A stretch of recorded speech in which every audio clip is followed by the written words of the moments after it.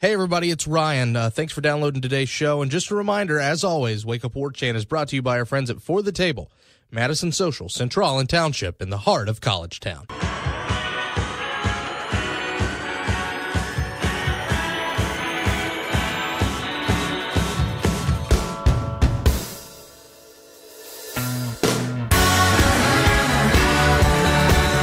That's right, ladies and gentlemen, from Tallahassee to Thomasville and from coast to Atlantic coast, it's time to Wake Up War Chant here on 97.9 ESPN Radio, and it's a very happy Friday morning, January the 5th, to you and yours. You're currently listening to the voice of Ryan Kelly. I'm the director of digital media at warchant.com. It's a packed one today. Corey Clark's going to join us in the next segment. We're going to talk a little bit about the latest on Florida State's coaching hires on the football field. Of course, you probably know all about those by now, those that we talked about with Ira Schafel yesterday. And now today, Greg Frey has been signed as the new FSU offensive line coach. I say today. I mean yesterday. The news comes down. Today is the first day that we get to chat with you about that. We're also going to talk a little bit about his thoughts on this basketball team. And speaking of the basketball team, Adrian Crawford is going to help us preview Florida State's big showdown at Clemson this weekend. So, all that being said, thanks so much for waking up with us here 6 a.m. on 97.9 ESPN Radio, plus TuneIn Radio app, WTSM app, ESPNTallahassee.com on your desktop, iTunes, Podcast Republic, WarChantRadio.com, YouTube. Those are just a couple of the places you can find our podcast.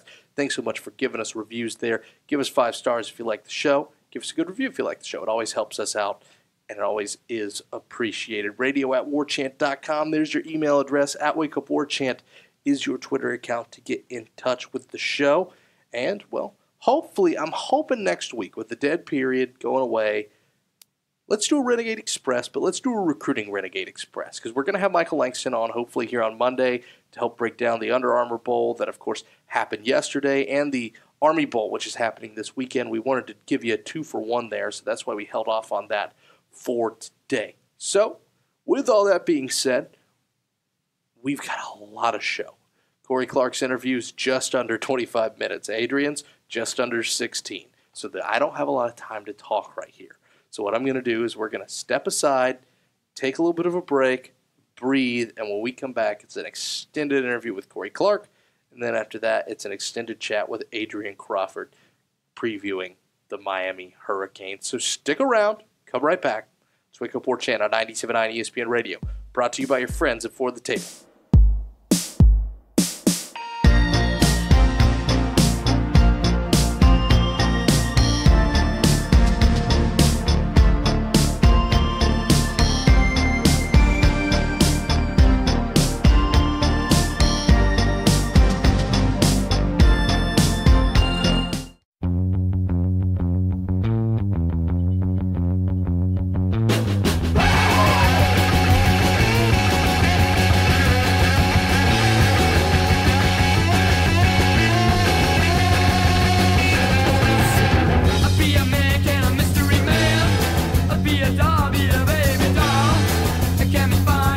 Wildcard weekend is upon us, ladies and gentlemen, and if you're not headed to Los Angeles to watch the Falcons or Jacksonville to watch the Jags or whoever your team is, our friends over at For the Table have you hooked up all weekend.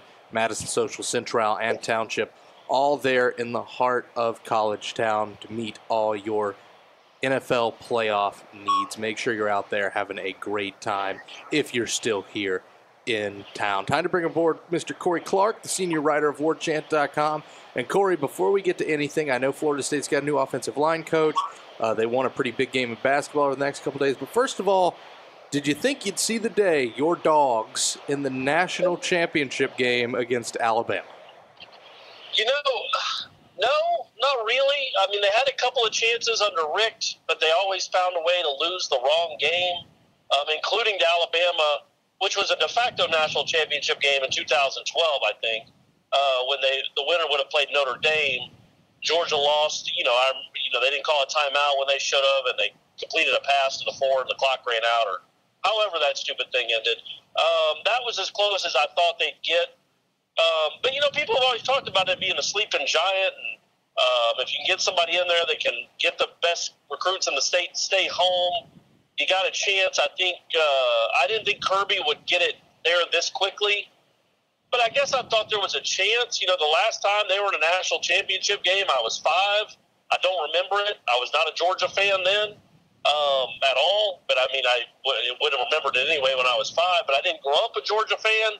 So I really had to kind of live with them the last 20 years, and it's been a lot of frustration. So this was man, that win on the other night against Oklahoma, that's just not, as an Atlanta sports fan and then as a Georgia football fan, that's not a kind of win that I'm used to getting to celebrate. We're usually on the other end of those kind of games. So that was kind of a neat thrill to be able to celebrate something like that. And in the spirit of hindsight, I think what's interesting about that Rose Bowl is I feel like there's a difference between how a program is run under a coach and then just certain threads that run throughout a program no matter who's the coach.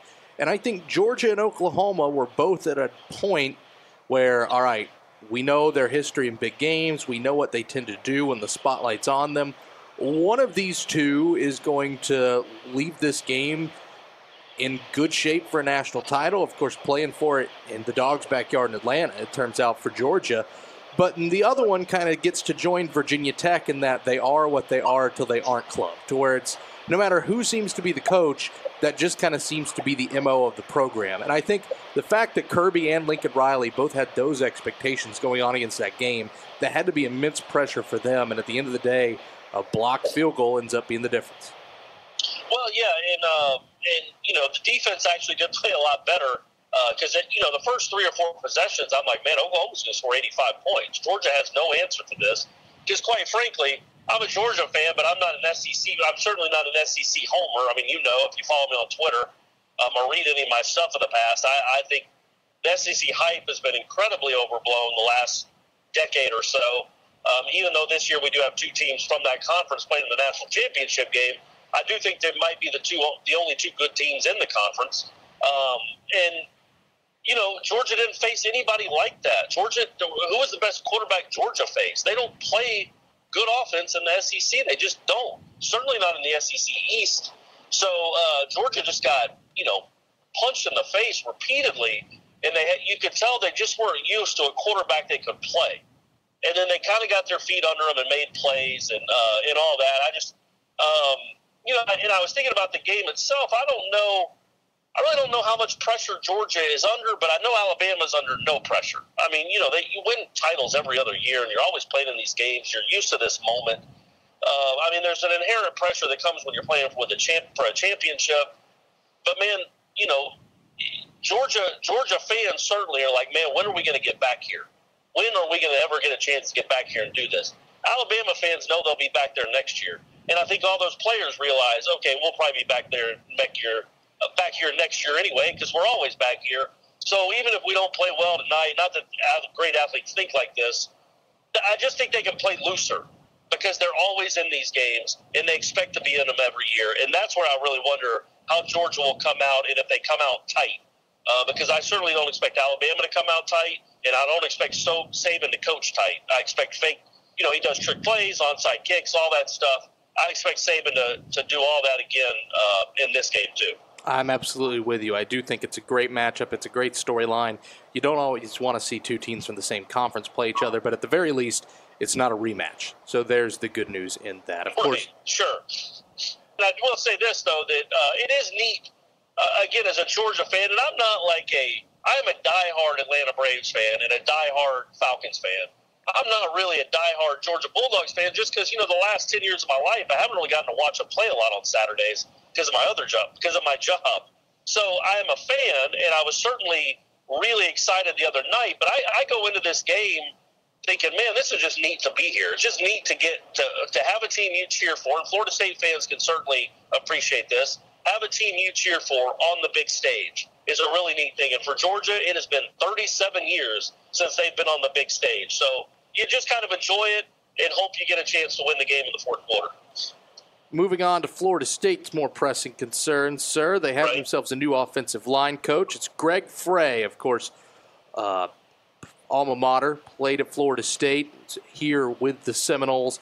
Leaving Michigan, of course, Taggart has big ties to the Harbaugh family, so to see them want one and the same guy, it's not that big of a surprise. But I think these last couple days have been really big now that you add him to Woody and Pimpleton, just to have some stability, just to calm some people down, and now it finally looks like this staff is starting to come together. Not necessarily completely the way that people thought it would, but those three names are certainly guys who were on that list that a lot of people thought that the Noles were going to land. Well, and I think, we knew the first three hires were always going to be, what I thought anyway, would be the recruiting guys. Guys that are brought into here to help to recruit, that are ace recruiters. And that's a big deal, obviously. You've got to get people on this roster. Jimbo did a very good job for the most part of loading up this roster. I think he missed out on some quarterbacks, obviously, and you can argue whether the recruiting had dipped a little bit. It certainly dipped this year when he apparently just took the fall off. But before that, you can argue that it was already dipping a little bit.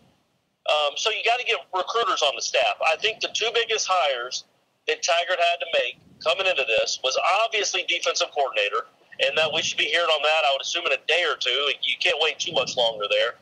And then offensive line coach. When you think about the angst that Florida State fans have felt over the last, say, 3 or 4 years, it's always been aimed at Charles Kelly and Rick Trickett, fair or unfair, and certainly some of the criticism was warranted. Those were the two big hires, and those, I think, were if you get a really good offensive line coach, man, that is a huge deal. If you get a guy that you trust, not just to come in here and recruit guys, but that can actually coach it up and do a really good job and make these guys a really good offensive line, man, that is a huge deal. You're good at the line of scrimmage, you're good. You have a good offense. That's just the reality of football.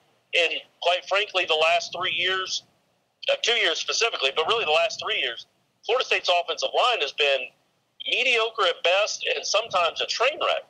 So to get a guy that can maybe turn that around is a big deal. And I think Greg Frey he is a Nole. He might be the most highly touted offensive line recruit Florida State ever signed. I mean, he didn't have a great career or even a very good career in college, but he was a big-time player coming out of high school. He's like the Parade All-American, #1 O-lineman in the country. So he was a big deal. And I just think it's a really good fit for Taggart.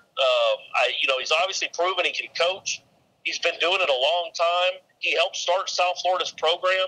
So I just think it's a really good really good hire, and I think it's an important hire. I honestly think going in to this whole thing, I think obviously the most important hire is defensive coordinator. In my opinion, was the second most important hire is offensive line. And I think you couldn't have asked for much more for Taggart in that regard. I think this is a big time get for Florida State, and he should start paying dividends really early. When you do the looking under the surface at the Gulf Coast offense and really just Taggart's philosophy as a whole on both sides of the ball, even though it's really easy to get caught up in they spread guys out, they're really fast, they use their athletes, they get them in space. At the end of the day, Willie Taggart, I think this hire proves once again, is all about winning the line of scrimmage. Well, he's about running the ball. I mean, he runs the ball a lot. I brought it up the last time we talked that I think they had 6 games this year where they had 50 rushing attempts. I mean, he wants to wear you down. And by the third or fourth quarter, you are just completely gassed, and they're ripping off 12, 16, 22-yard runs. And with Cam Akers, those might be 70-yard runs. I mean, he just wants to wear you down. And obviously having an offensive line is a big deal in that. That's the biggest deal. And I just, again, this points to what he wants to do. I know usually when we think of spread offenses and fast up-tempo offenses, we think of the big 70-yard pass plays and guys throwing for 400 yards. If Taggart has his way, they're going to be running for 400 yards and 350 yards. He wants balance, obviously, but he wants to run the ball 50 times if he can. And having a good offensive line, an in-shape offensive line, a tough offensive line, is really, really important to run in that kind of offense. And again, I think this is the guy he wanted all along, and he went and got him from Michigan, which is something in and of itself that I know Greg Frey is an FSU guy, but he's leaving Michigan, which is a nice place to work and a really good program to come work at Florida State, which I think says something about the appeal not only of coaching at your alma mater, but coaching under Willie Taggart. I am fascinated, and Ira and I talked about this yesterday. just how many former Noles have come up for jobs, whether they've taken them or not. This has really been a homecoming plea, it seems like, at the very least, to a certain extent, from Willie Taggart and his staff. Yeah, for sure. And I think, if we're to believe what we're told, and certainly what Willie tells us, and there's no reason to not believe it, he did grow up a huge Florida State fan, and a Florida State fan in the 90s. So in late 80s, early 90s. So you're talking about Terrell Buckley, Dion, obviously he was already coaching at this point, but Dugans, Warwick, he played against Peter Warwick all growing up. I mean, yeah, these are big names, and these are guys that, it just kind of, I don't necessarily know that you want to fill your staff with a bunch of ex-great players, but it's not. I mean, it's nice to have an Odell Hagens on your staff, and it would be, beneficial in a lot of ways to have a couple other Florida State guys on your staff, like a Greg Frey, that know the culture, that know the history, and you don't view them maybe as mercenaries that are just here to climb the career ladder and then go somewhere else. I mean, this place is special to these guys. And that said, I know people want to know about the receivers coach, and I brought this up on Seminole Headlines. I'm sure, they work together, and I'm sure Willie would love to bring in Ron Dugans. I don't know if Dugans is coming. We'll see. But, man, judging just from what we see on War Chant, there are a lot of people a lot of angst about who the wide receiver coach is going to be. And my point to all that is, look, man, from 1994 to 2000, the wide receivers coach at Florida State was Jeff Bowden. It's not that important a position. No disrespect to Jeff Bowden. You got to get a guy that can go recruit guys. That's the bottom line. A wide receivers coach is mainly a recruiter position. Lawrence Dawsey, he was a great Nole. He was an All-American. I understand why people were fed up with the way the receivers performed the last decade, other than the 2013. But I also think he was hamstrung a little bit about the system they were running and how complicated it obviously was for some of those guys to learn. And at any rate, I just think you want to bring in a guy that can recruit. I think the offense will be simple enough to be taught, and you're going to be recruiting guys that have so much God-given ability. You don't have to do a lot of X's and O's stuff. You know what I mean? Like Jeff Bowden, the best offenses Florida State's ever had. Jeff Bowden was the wide receivers coach. He didn't teach Peter Warwick to, hey, shake your hips real quick right now and see if they can go by it. That's stuff that they were God-given and born with.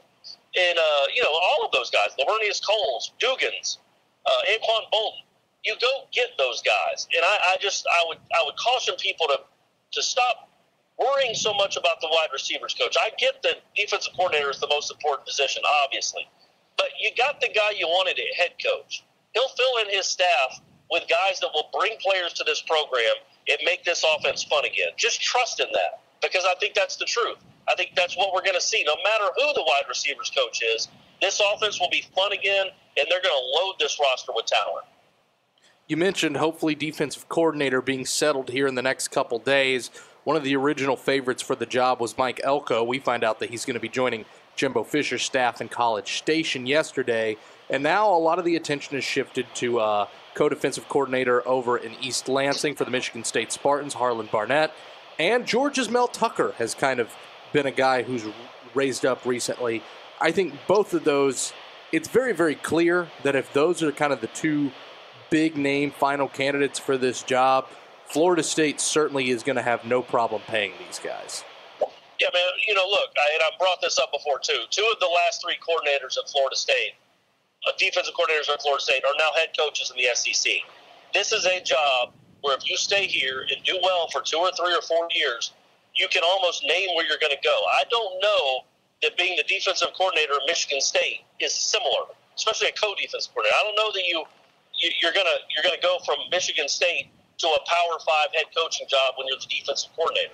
At Florida State, there's a proven track record. That's what you do. That's what you can do. You're ascending upward when you're a defensive coordinator at Florida State. So it is a really appealing job, and you get a lot of the best players in the country to come play for you. And you have a guy, again, a head coach that will bring in really good players to play for. Charles Kelly, nice guy. Defense wasn't terrible this year. Actually wasn't. It was pretty good. But at Florida State, you need to be better than pretty good. I've watched that Michigan State defense, man. They haven't had the talent that Florida State has had in recent years, and they've been really good. Not last year, but not 2016, but 2017 they were good. 2015 they were great. So I understand the appeal there. And again, I just think if you're a guy if you want to be a head coach at a Power 5 school, man, Florida State is awfully appealing. Now Texas A&M can throw apparently $2-3 million at guys and get them to come be a defensive coordinator. Florida State's not doing that. But what Florida State can sell is Pruitt, and it can sell Stoops and say, look where those two guys did. And if Charles Kelly had been any good, he'd be a head coach somewhere too.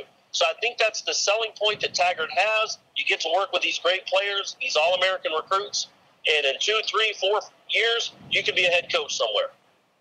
Corey, shifting gears a little bit, you wrote a column yesterday about Florida State basketball, and of course, 81-80 win over the North Carolina Tar Heels on Wednesday. They have the Miami Hurricanes coming up on Sunday.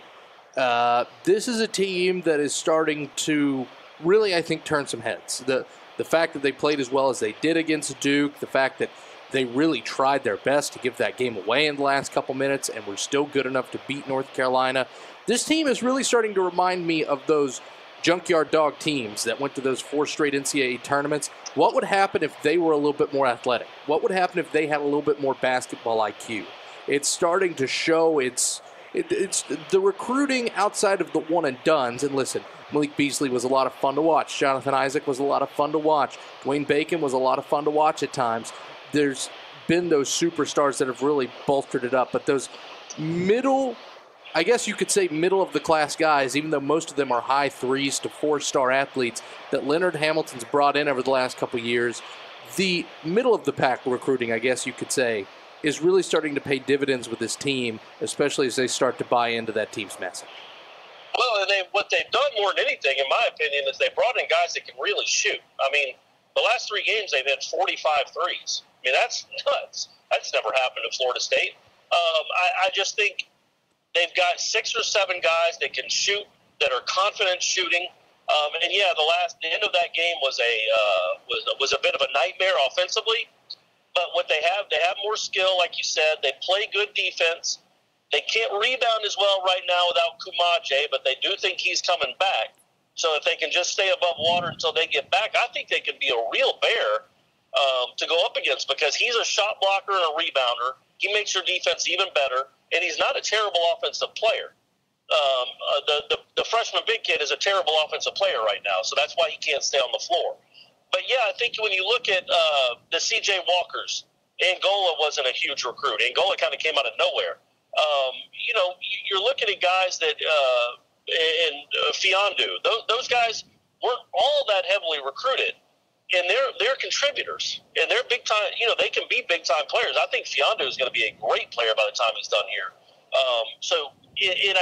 They play fun. They play a fun style of basketball, and they can shoot, and they're selfless. Now, the problem sometimes with being too selfless is they don't really have a go-to guy late in games. And when you look at their 3 close games, the 3 closest games they played, Oklahoma State, Duke, and North Carolina, 2 of those 3 they lost, and at the end of all 3, they struggled on offense. That's got to be figured out. But I also think it will be. I mean, there's no reason for C.J. Walker to ever throw a cross-court pass with 35 seconds left up 4. Stand there and let him foul you. But he hasn't been on the court for a lot of those situations in his career. He'll get better. He's just a sophomore. Same with Trent Forrest throwing that crazy baseball pass to the people in the stands with a minute and a half left after getting a great rebound. I just think they're fun to watch, and they're selfless to watch. Last year they tried to be selfless, and I do think Jonathan Isaac was a great teammate for as talented as he was. He was cool taking 7 shots. But there were a couple other guys that are now gone that, as talented as they were, you could tell sometimes they were butting heads a little bit, and it wasn't all harmonious. This team just feels like it's harmonious. Now, they got to play defense a little bit better. Look, Duke and North Carolina are crazy talented, especially Duke. That Bagley kid is unbelievable. So, giving up 100 points to them on their home court isn't something, especially when you scored 93. I mean, that was just the pace of the game and the flow of the game. That's nothing to be embarrassed by any stretch. But I just think more than anything, and Terrence Mann, when you talk about guys that were kind of lesser recruits, that guy's turned into an all ACC caliber player. He's their best player. He's really good. Man, if he could just develop any sort of consistent jump shot, he'd be just about unguardable. But either way, what this team is that I don't necessarily think last year's team was all that much is tough. And what I mean by that is not only did they show at the end of that North Carolina game that they can get defensive stops and defensive rebounds when they absolutely have to, because they didn't do that against Duke and Oklahoma State. That was a big step in a positive direction, is to get those stops and especially get those defensive rebounds. But they played better on the road. You remember last year's team. I mean, they were pretty embarrassing on the road. Got housed at Georgia Tech, got lost at Pitt. I mean, just lost some awful ACC games on the road. I think only won 2 in conference all year. Now, this team hasn't won an ACC conference game on the road yet, but they already played in the toughest place in the conference and were tied with 3 minutes to go. Last year's team, I think if Duke would have scored 100, I think if Duke was playing that well offensively, last year's team might have lost by 20. Well, this year's team was in it with 2 minutes to go in the game and just got some good shots and just missed. So I just think they're a little tougher. And I think that's a good sign moving forward. I think they're a good mix of great athleticism, a really good for Florida State, a really good shooting team, kind of unprecedented for Florida State. And they got a little bit of that junkyard dog defense back where they can shut you down and lock you down when they have to. So I'm interested to see when they get Kumaje back how much that changes things. But, I mean, again, I think they have a chance to be – I think they're a tournament team, obviously, as long as they don't implode. But I think they have a chance to be like a 4 or a 5 seed or maybe a 3 seed if they keep playing like this, because they've been really impressive so far. Yeah, they need to close out this stretch strong, of course, and that starts with the Miami Hurricanes team that's coming off a pretty bad one, a loss at McComish Pavilion against the Georgia Tech Yellow Jackets. We're going to talk with Adrian Crawford a little bit more about that matchup later on in the show. But first of all, Corey, thanks so much for joining us, my friend. Thanks, Ryan. I appreciate it, buddy. All right, when we come back, Adrian Crawford going to help us break down Florida State and the Miami Hurricanes in Coral Gables this weekend. Stick around. It's Wake Up War Chant on 97.9 ESPN Radio.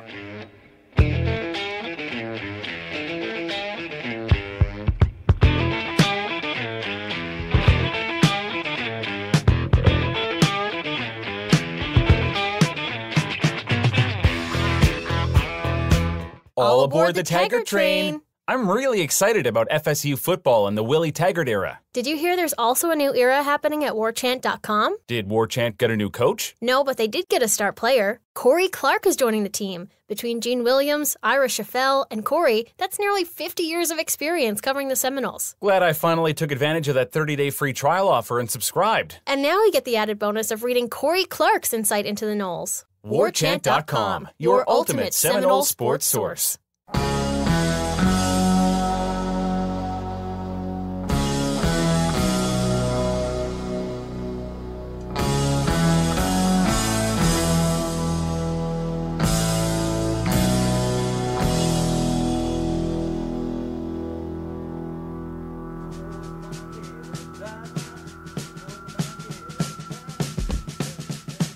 Florida State Miami Part 1 of the 2017-2018 season coming your way in Coral Gables this weekend, this Sunday night, to be a little bit more specific as we continue on Wake Up War Chant 97.9 ESPN Radio. Adrian Crawford with us as promised. He's going to help us break down the Noles and the Canes. Now, Adrian, when we recorded our part of the show for yesterday morning, it was before we knew what the final score of of Miami and Georgia Tech was going to be. And let's just say it wasn't good, especially not for the Miami Hurricanes, who end up losing a game to what is very, very clearly an inferior opponent. That Georgia Tech team has looked really bad all year. Miami only puts up 54 points against the Yellow Jackets.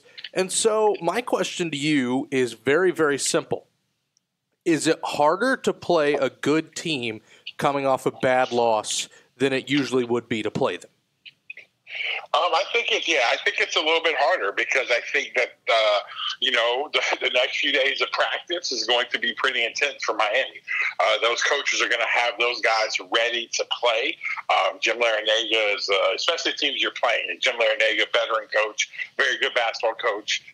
He's going to know how to dial those guys up. So I think it's going to be tougher for Florida State going into this game because these guys are going to be dialed up. They're going to be locked in, maybe a little bit more than what they were going to be locked in prior to maybe coming off a win, especially coming off a bad loss to a team that actually, that's really, like you said, the struggle this year. So I think it's going to be a pretty tough go. Florida State's got to be ready to play because that team's going to come out ready to with all cylinders firing. Now, as far as Miami goes, they've played a couple decent opponents. They've played some bad opponents. Their best win so far this year, more than likely, is that win over the Minnesota Golden Gophers. They won that game at Minnesota.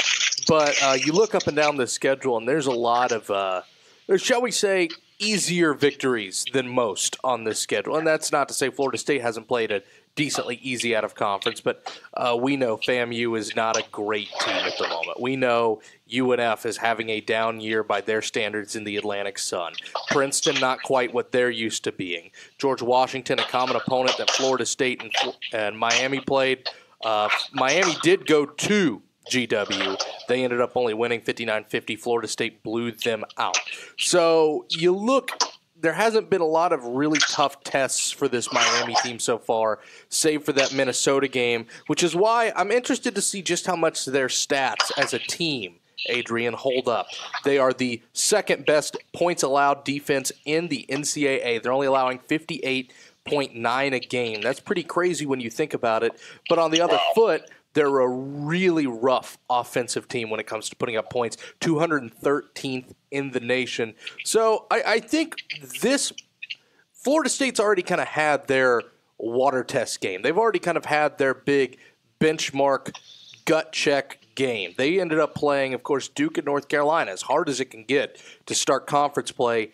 Meanwhile, Miami started with Pitt and Georgia Tech. I think this game, a lot more eyes are going to be on how Miami does, maybe, than Florida State's, just because we really haven't seen Miami play a good conference opponent yet a week into conference play. Yeah, we have not. And again, I think that's why, there's, different coaches have different philosophies. Some coaches, my college basketball coach, Steve Robinson, who's associate head coach at Carolina, Steve was a guy, when we were at Tulsa or here at Florida State, he wanted to start the year with a super tough, non-conference schedule just because he felt like it prepared you for when you got into tough ACC play. And some guys have, different philosophies, but I think it does affect you because, again, this Miami team, they haven't been tested yet as far as playing in a tough environment. But one of the things is this, though, when you have such a veteran coach like a Jim Larrañaga, who's a really good basketball coach, he's going to have his team prepared, And so I think that though they haven't had a real battle-tested game, I think you're right, though. People are going to see how this Miami team going to respond, because I think this could be a signature win for them. Probably their most signature win so far this year, especially playing against a rival, getting their third ACC game. Scouting report for the Miami Hurricanes. Jim Larrañaga's teams are usually very, very experienced, usually have a couple transfers in the mix. How does this Miami team stack up to years previous? I think this Miami team, as you said earlier, this Miami basketball team is very good defensively. I think they've been good defensively in the past, but this may be one of his best defensive ball clubs that he's had. But I think offensively, again, as you can see by stats and numbers, is that offensively they're not as strong as what they normally had. Again, Miami's usually, they've always been good. I think they've been a balanced team, but this year it seems a little bit where better defensively, not as good offensively. But again, I think that you have, DeJuan Hewell, who's again really good player. That's in there playing the 4-5 for them. And I think Florida State's got to come in, kind of ready to lock and load from the beginning. And I remember last year playing down there in Miami, they had no adjustments. And I think that's the one thing about Florida State that they've been doing a great job of. The players with the coaching staff is having a game plan. And being in the locker room the other night at the end of the game after the Carolina game, one of the things I heard Coach Hamilton say is like, hey, guys, it's a big win. Let's be excited about this win, but this win doesn't mean as much if we don't go in there and win on Sunday. And so they are ready for this. They know this is an important win. This game right here is an important game for Florida State. So it should be interesting how they come out ready to play. And I think that's one of the things that's been really good about this team is that despite how emotional they've been as a basketball team playing throughout this season, they've been really quick to brush things off. They've been really quick to forget what happened in the last game and go in and take care of what they have to take care of. Yeah, I think so. I mean, I think that this team, and again, I think the coaching staff is getting these guys prepared to where, they try to have a moment where they celebrate, but when they wake up the next day, it's another day, it's another game. Because this basketball team isn't a team that's going to step out. Now, again, they're a talented basketball team, but they're much better collectively as a group. And so when you have to come in, you're not a team that maybe, hey, we're going to out-talent, unless you're playing an inferior opponent, but you're not going to out-talent everyone, especially within the ACC night in, night out. You got to come in locked and ready to go. And so I think this coaching staff has got these guys and these veterans. They're all kind of coming in saying, hey, you know what, we won. That's great. Let's get ready to win this next one. So I think these guys are, on a mission. And I think one of the things I'm hearing and seeing with this group is that I think these guys, they feel they got something to prove this year. Going in, picked 11th in the conference. I mean, a lot of these guys, they feel very disrespected, by the pundits and the polls. And so these guys are coming out with a chip on their shoulder because they want to say that, these guys think they're as good as they were, even better than they were last year. What's funny about Miami's kind of offensive struggles is that as a team, they shoot the ball pretty well. They're at 48.3% field goal shooting team, only 35.5 from beyond the arc. That's what I'm a little fascinated with in this game, and that's why I understand it's very John Madden-like to say that the team that scores the most points is going to win the game. But when you look at Miami's defense throughout this season, they're holding opponents to 36.9% from the floor, and they're holding them to 27% from beyond the arc. If Florida State can make shots, I'm fairly confident they're going to win this game. I agree. I think Florida State, if they can make shots, they got a chance to win it. But I think the one thing that they have to do, and which, again, we started seeing a little bit in the second half of the night, is that, again, when this team moves the basketball, they're one of the best in the country. When the ball begins to stick, they're not. And my concern for this team, again, is that how do they keep that ball moving, and are they getting that 250 to 300 pass range they're trying to get to? Because normally what can happen in games like this is that we can come out not locked into the game plan. Oklahoma State, that game, we come in, you're one pass shots, pitch ahead, bad shots. And again, if this team can come out, I think Florida State can win, but if they come out, and they're going to be locked in defensively like they always are, but again, I think our key is can we get the ball moving from side to side and being crisp in our offense. If we do that, shots are going to come. And also, continue to drive and get paint touches. I think sometimes what can happen with us in these lulls we get is we end up now relying so much on shooting the ball, where we'll stand out there and keep chucking threes instead of getting downhill, getting the paint, attacking the rim or getting those lobs to Ike, diving down or Kofor or whoever. But again, we've got to start from the beginning, getting the ball downhill, getting paint touches, because if you do that, it loosens the defense up, frees guys. It gives us really what we call the spray and play, that you can put that ball down, you spray the ball out, and then you play from there. And Adrian, one of the things that I think will be underrated in this game, Florida State needs a good foul shot game. They need a good game from the stripe. They need to bounce back, especially from how they look down the stretch against the Heels on the charity stripe. Florida State, not traditionally the best free throw shooting team, but if this is one that comes down to foul shots, if you have a good game, you can win this one. Miami's only averaging 63% from the stripe. If you can go out and shoot the way you know you can and take those free points, it's another one that I feel like if they're having a good game, because they're so wildly inconsistent with that part of their game, they should be able to win this. Yeah, you're right again. I think you got to make shots and you got to make free throws. Again, in big games, you've got to be able to, again, rebound the ball, don't turn it over, and make free throws. And I think that this team has got to start really, diving and dialing into that. And I think if I say there's a weakness right now, or I think if this team needs to really, continue to keep working on, is consistent ball movement and spacing. Second thing is free throws. Third thing for this basketball club is taking care of the basketball. Early on we did a really good job, but even the other night, down the stretch, C.J. Walker, and again, we just had some really bad turnovers down the stretch. And so again, these are things we got to do. And I think if we can do that, we'll be completely fine. But again, Jim Larinaga is going to have his team ready, and I know he's going to have them ready because last year, if you remember that game, Florida State went in there, and and that coaching staff, I felt the coaching staff, down there in Miami, that they were just completely flat out coached. It looked like, again, team was not prepared, and they had no answer when Florida State began to make their run and their change. And I think that this Jim Larinaga basketball club with Chris Caputo on the bench, those guys are going to come out ready to play and have these guys prepared. So it'll be a very interesting matchup. You mentioned that game. It got played on February 1st. 75-57 was the final score with Florida State.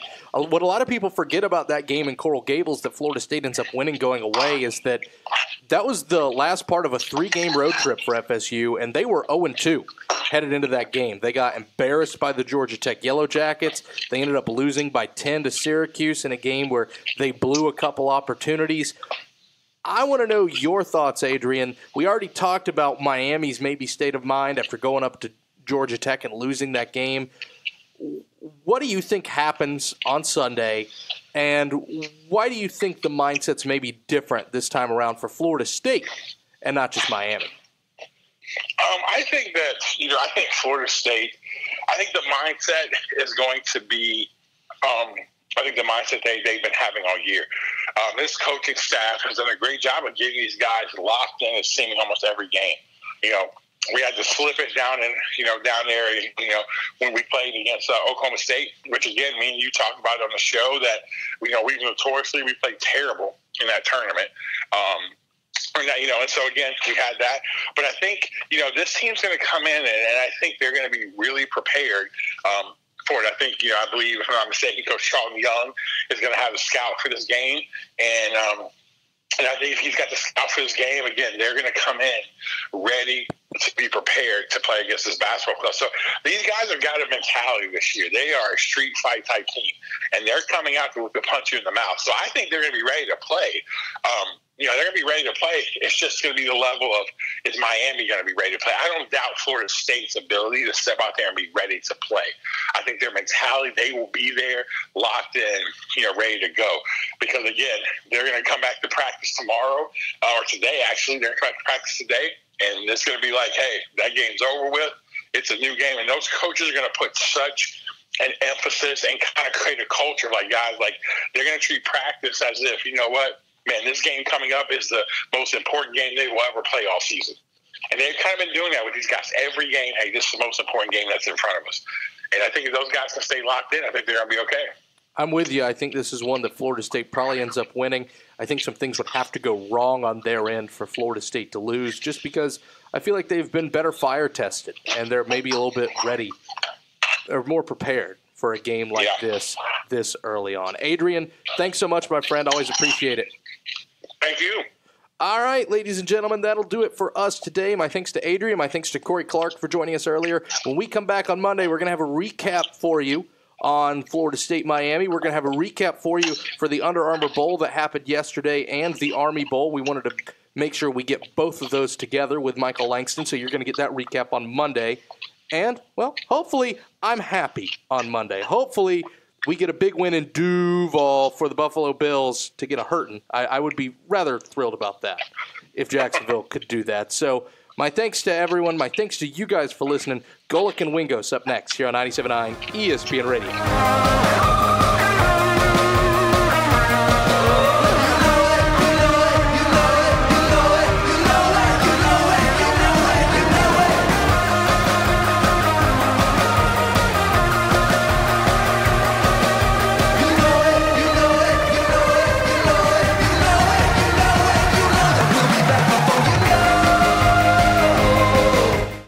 WarChant.com is the ultimate inside source for FSU football and recruiting. And now you can get in on the action for free for an entire month. WarChant.com is offering a risk-free 30-day trial subscription. Get full access to the #1 website covering the Seminoles just by entering the promo code WarChant30. That's WarChant30. Sign up and get in on the world's most active FSU message boards. Receive breaking news, stories from our award-winning staff, plus get exclusive interviews and videos. Just enter the promo code WarChant30. WarChant.com, your ultimate Seminole sports source.